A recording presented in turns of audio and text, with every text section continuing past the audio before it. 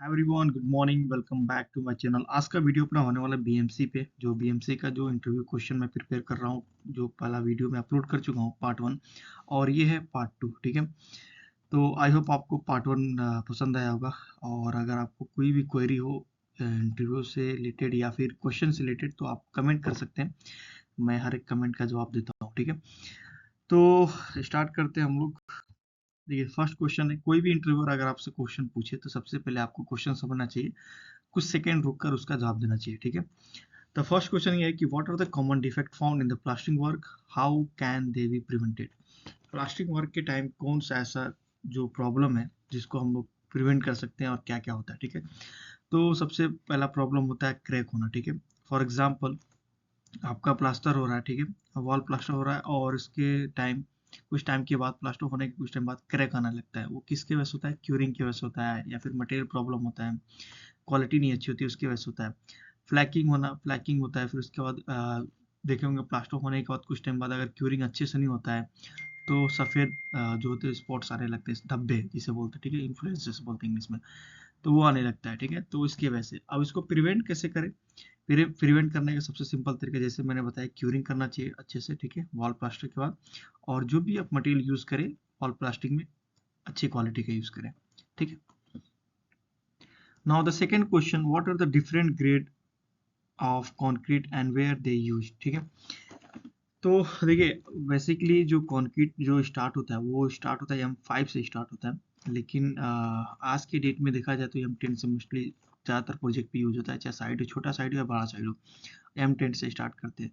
तो M10 से लेके M20 तक का जो ग्रेड होता है वो यूज होता है प्लेन कंक्रीट के लिए। ठीक है, जैसे फ्लोरिंग हो गया या फिर आपका कॉलम का फुटिंग वगैरह हो गया, वहाँ पे यूज कर सकते हैं। ठीक है, M25 से लेके M40 तक का जो था वो रेनफोर्समेंट कंक्रीट वर्क के लिए यूज किया था, जैसे कि बीम हो गए, कॉलम हो गया एंड स्लैब हो गया। ठीक है, हैवी स्ट्रक्चर के लिए आपको यूज कर सकते हैं ये।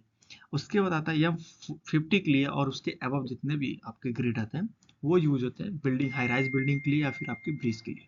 ठीक है, now the third question, explain the role of scaffolding in the construction, what are the type of scaffolding. ठीक है, तो आप देखे होंगे अपने इस प्रोजेक्ट पे शटरिंग होता है, उसी तरह सिमिलर एकदम एग्जैक्टली वैसे ही होता है स्कैफ फोल्डिंग।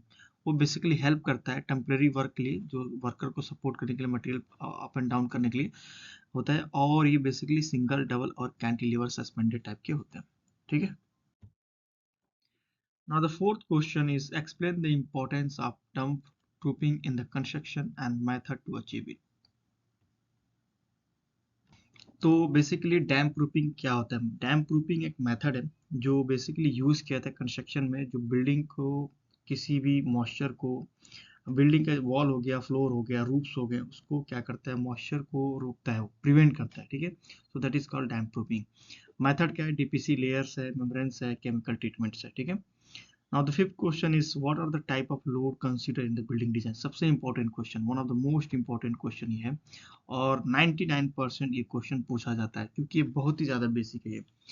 तो देखिए, कोई भी स्ट्रक्चर होता है ना, वो डिज़ाइन अगर होता है ना स्टैट प्रो पे या फिर ऑटो कैड पे, तो ये सारे लोड कंसीडर करता ही करता है इंजीनियर है, चाहे आप आर्किटेक्ट हो या फिर वो स्ट्रक्चर इंजीनियर हो, ये सारे लोड को कंसीडर करता है during the time of designing. ठीक है, तो डेड लोड होता है, और लाइव लोड होता है, विंड लोड होता है, अर्थक्वेक लोड और स्नो लोड होता है। ठीक है, ये सारे लोड होते हैं, और एग्जांपल के तौर पे देखिए तो डेड लोड जो होता है, वेट ऑफ स्ट्रक्चर होता है, उसे डेड लोड बोलते हैं। और लाइव लोड का मतलब ये होता है कि टेम्परेरी लोड्स, जैसे कि मान लीजिए फर्नीचर्स हो गए, पीपल्स हो गए, और कोई आदमी या फिर कोई व्हीकल्स हो गए, आ रहे हैं जा रहे हैं, इस टाइप का हो गया live live load. Wind load का मतलब होता है कि effect of wind pressure on the building, बहुत तेज से हवा आ रहा है तो उसके वजह से भी होता है। अर्थक्वेक, ये भी सिस्मिक जोन के वजह अकॉर्डिंग होता है, जैसे फॉर एग्जांपल नॉर्थ इंडिया में जो है वो सिस्मिक जोन में आता है, तो उसके अकॉर्डिंग डिजाइन होता है। ठीक है, now the sixth question is what are the difference between deep and shallow and deep foundation, provide example of their uses। ये सॉइल इंजीनियरिंग का क्वेश्चन ही है, बट ये भी बहुत इंपॉर्टेंट है। Shallow foundation and deep foundation, ये बहुत इंपॉर्टेंट है। ये आपका देखे होंगे, फुटिंग अगर होता है, कॉलम का फुटिंग होता है, ठीक है, तो अबव यानी अप टू 3 इंच तक का जो भी फुटिंग डेप्थ होता है उसको बोलते हैं सैलो फाउंडेशन। डीप फाउंडेशन के मतलब ये होता है कि 3 मीटर के नीचे जो भी डेप्थ होता है कॉलम का, उसे हम लोग बोलते हैं डीप फाउंडेशन। जैसे कि पाइल्स हो गए, जैसे ब्रिज देखते होंगे, ब्रिज जो भी हो वो 3 मीटर से ज़्यादा उसका डेप्थ होता है, दैट इज कॉल्ड पाइल्स। ठीक है। सैलो फाउंडेशन जो है वो आपका 3 मीटर के नीचे ही होता है, उसके अंडर में होता है, उसे हम लोग सेपरेट फुटिंग्स बोलते हैं। ठीक है। Seventh question, how to calculate the load bearing capacity of wall.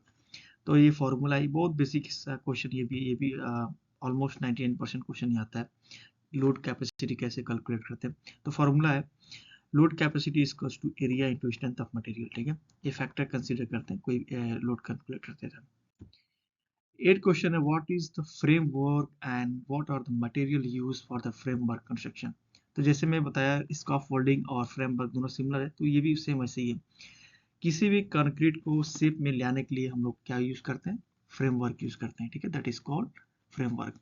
अब वो कौन कौन से मटेरियल होते हैं, आपका टिम्बर जैसे लकड़ी भी होता है, स्टील भी होता है, एल्युमिनियम होता है, प्लाईवुड भी यूज होता है। ठीक है।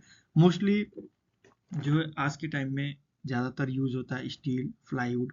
ये डिपेंड करता है आपका बजट क्या है, क्योंकि अगर आप स्टील यूज करेंगे तो पर स्क्वायर मीटर के हिसाब से आपका जो है कॉन्ट्रैक्टर होगा वो चार्ज करेगा।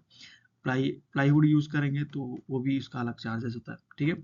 बट सबसे बेस्ट अगर इसमें से मैं मानूँ तो है स्टील, क्योंकि ये आपका प्रॉपर फिनिशिंग लाता है, स्लैब हो कॉलम हो तो उसमें क्या है, प्रॉपर तरीके से फिनिशिंग लाता है। ठीक है, अच्छे से सेफ होता है। Ninth question, what are the common type of cement test conduct for the quality assurance के लिए। ठीक है, ये सारे टेस्ट हैं और ये भी बहुत ही अच्छा और इम्पोर्टेंट क्वेश्चन है, ज़्यादातर क्वेश्चन ये भी पूछे जाते हैं। कंसिस्टेंसी टेस्ट होता है, इनिशियल फाइनल टेस्ट होता है, कंप्रेसिव टेस्ट, फाइनेस टेस्ट और साउंड टेस्ट। ये सारे जो भी टेस्ट है बहुत ही कॉमन टेस्ट हैं और ये ज़्यादातर क्वेश्चन पूछे जाते हैं, चाहे आपका एग्जाम हो या फिर इंटरव्यू क्वेश्चन हो। Last question, what are the steps involved in the ensuring the workability of concrete at the site construction site। तो देखिए, कंक्रीट का जो है वर्केबिलिटी को टेस्ट करने के लिए क्या क्या होता है, सम टेस्ट किया जाता है, कंपनसेशन फैक्टर टेस्ट होता है, उसको चेक कर उसको इसके द्वारा हम क्या कर सकते हैं, वर्केबिलिटी टेस्ट करते हैं सीमेंट कंक्रीट का। ठीक है। सो आई होप आपको वीडियो अच्छा लगा, तो प्लीज़ लाइक शेयर सब्सक्राइब करते कमेंट करते रहिए। अगर आपको, मैं बहुत से अपने चैनल पे इंटरव्यू क्वेश्चन डाला हूँ, अगर आपको कोई भी इंटरव्यू का पीडीएफ चाहिए तो मेरे इस ईमेल पे आप ईमेल करिए, मैं आपको पीडीएफ आपको ईमेल कर दूंगा। ठीक है। So thank you so much, thanks for the watching, thank you.